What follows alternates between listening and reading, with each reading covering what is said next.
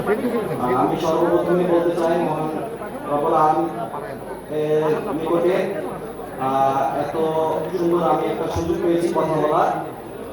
এর জন্য সর্বপ্রথমে আমি আমার ফিলিংসটা শেয়ার করতে চাই। এই জার্নিটা আমাদের অনেক কষ্টের ছিল, অনেক ত্যাগের ছিল। আপনারা হয়তো জানেন আমরা ঈদের দিন এখান থেকে যাই, ফ্যামিলিকে ছাড়া আমরা ঈদ উদযাপন করি।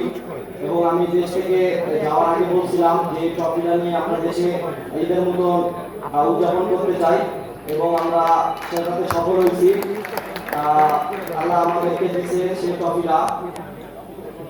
আমি আমার টিমমেটরা সবাই একটা কথা বলছে,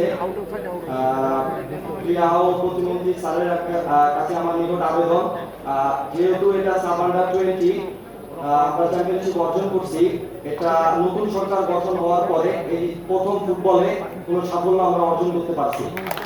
তো আমার টিমমেটরে একটা কথা সবাই আমাকে বলছে, আমরা যেন এই ট্রফিটা প্রধানমন্ত্রীর হাতে তুলে দিতে পারি।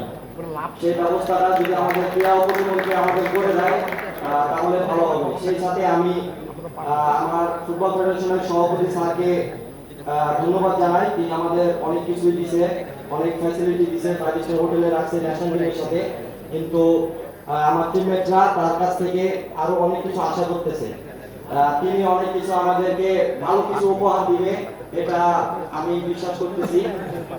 ইতিমধ্যে আমাদেরকে ডেভেলপমেন্ট কমিটির চেয়ারম্যান জাহিদি স্যার উনি আমাদেরকে পুরস্কৃত করছেন এবং উত্তর সিটি কর্পোরেশনের মহোদয় তিনি আমাদেরকে পুরস্কার ঘোষণা করছেন।